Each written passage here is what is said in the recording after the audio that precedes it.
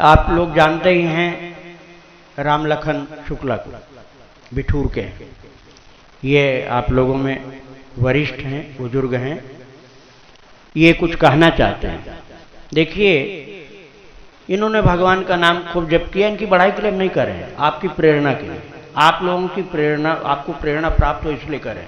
इनकी बड़ाई उसमें कुछ नहीं, वो तो ठाकुर जी की कृपा हुई तो किया, नहीं तो ये मैं आपको बताना चाहता हूं कि सरलता इतनी बड़ी चीज होती है। मनुष्य के स्वभाव में सरलता जो जीवन के लक्ष्य को प्रदान करा देती है। गीता जी के 12वें अध्याय में, जिसे भक्ति योग भगवान ने कहा है, ये नहीं कहा गया है कि कितना माला जपता है या कितना ध्यान करता है या कितना हवन करता है या कितना तप पूजन करता है, ये नहीं बताया गया। भगवान ने वहां स्वभाव की सरलता का ही पूरा वर्णन कर दिया 12वें अध्याय में। यस्मान्नोद्विजते लोको लोकान्नोद्विजते च हर्षामर्ष भयोद्वेग अद्वेष्टा सर्वभूतानाम। किसी से द्वेष नहीं है, किसी से उद्वेग नहीं है, किसी से उद्विग्न होता भी नहीं है। मान अपमान मानापमान योस तुल्य तुल्यो मित्रारि पक्षे हो। इस प्रकार से पूरा स्वभाव की सरलता की ही बात भगवान ने 12वें अध्याय में की। आप ये नहीं समझना कि केवल शुक्ला जी की बात हो रही है। आप लोगों में भी बहुत से भक्त ऐसे हैं जो बड़े सरल स्वभाव के हैं। वो सब मेरे द्वारा क्या प्रशंसनीय है, वो तो महान संतों के द्वारा, भगवान के द्वारा भी प्रशंसनीय होते हैं। ये यूं आप मानिए कि सरलता आखिरी जन्म का प्रमाण पत्र होता है। आखिरी जन्म का प्रमाण पत्र होता है सरलता। जिसके अंदर जितनी ज्यादा सरलता है भजन करने वाला व्यक्ति, और जितनी ज्यादा सरलता समझ लो उतना ही प्रभु के पास में पहुंचा हुआ है वो। जो जितना ही ज्यादा कपटी, छली, चालाक, धोखेबाज और क्या कहें गंदे शब्द हैं ये बोलने में भी ठीक नहीं लगते हैं, वो जितना ही ऐसे व्यक्ति होते हैं ना, वो उतने ही भगवान से दूर रहते हैं। सबसे ज्यादा सरलता प्रिय प्रभु को। सरल स्वभाव न मन कुटिलाई, रामायण का शब्द है। तो अब प्रशंसा करूं तो मेरे शिष्य हैं, अपने शिष्य की प्रशंसा क्या करूं मैं। लेकिन आप लोगों को ये मैं बताना चाहता हूं कि प्रभु की कृपा है, और ये कृपा आप लोगों के ऊपर भी है। नहीं तो काहे के वृंदावन आते काम धाम छोड़ करके। और सरलता आपके अंदर भी है, क्वांटिटी और परसेंटेज में अलग अलग हो सकती है। नहीं तो कितने ऐसे उल्टी खोपड़ी के होते हैं जो कथा को तो सुनना ही नहीं चाहते, और सुना भी तो नाराज भी हो जाएंगे। अब उनकी चर्चा करना ठीक नहीं है, इसलिए उधर का विस्तार नहीं करूंगा। तो ये कुछ कहना चाहते हैं राम लखन। आइए इनकी कुछ बातें हम लोग श्रवण कर लें, फिर आप सत्संग श्रवण करेंगे। श्री राधे राधे। परम आदरणीय श्री गुरु जी एवं महाराज जी एवं गुरु भाई अन्य, हम अपनी बात केवल एक चमत्कार रूप में कहना चाहते हैं कि हम शिष्य कैसे बने। हमें 30 साल हुए शिष्य बने। हम एक गांव में रहते थे।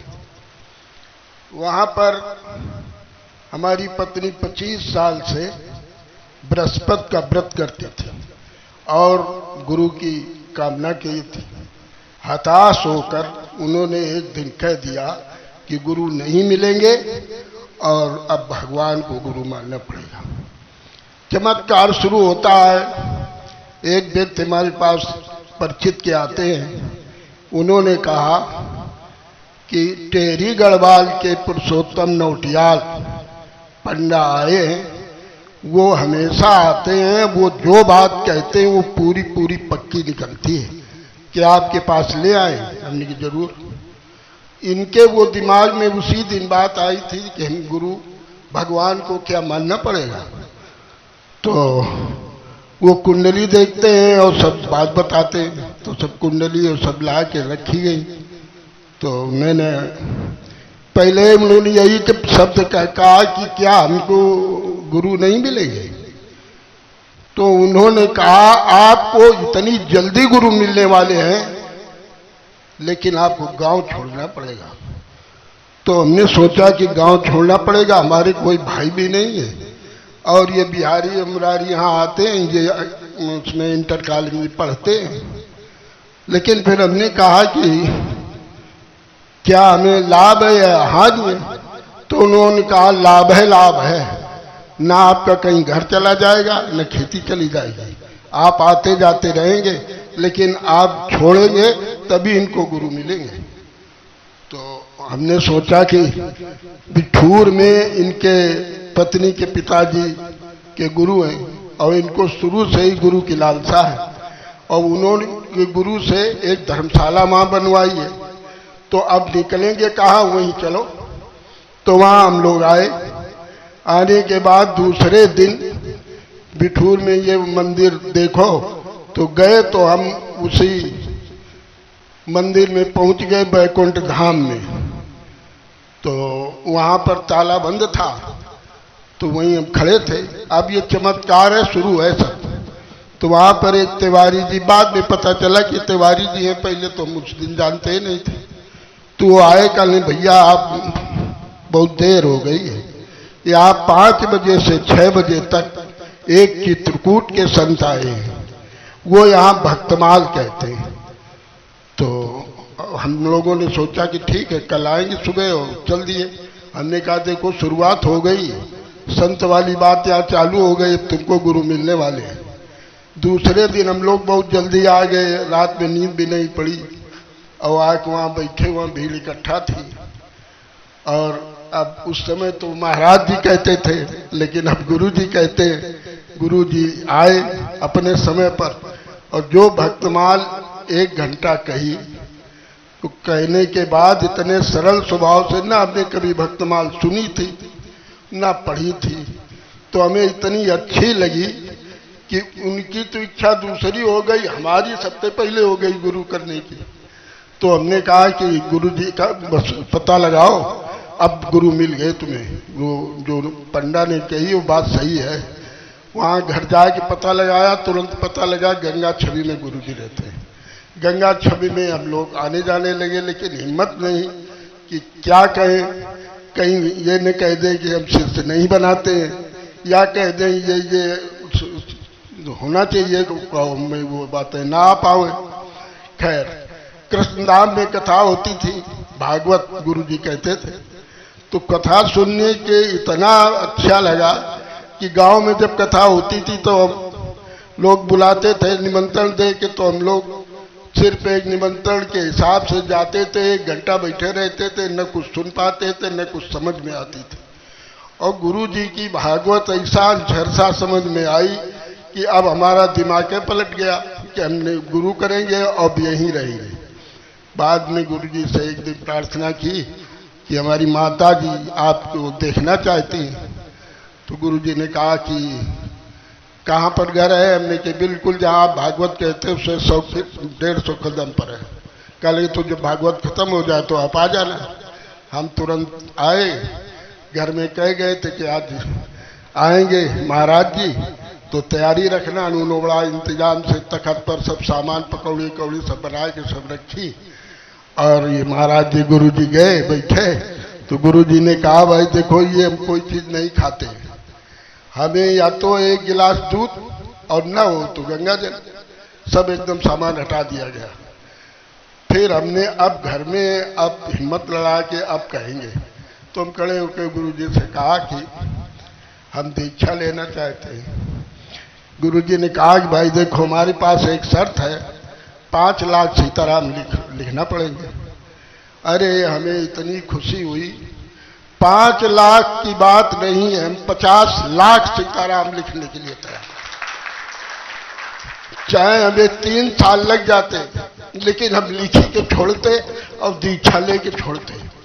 लेकिन वो इतनी छोटी बात, दूसरे दिन से हमने लिखना शुरू कर दिया। 4 महीने 3 दिन में 5 लाख लिखे।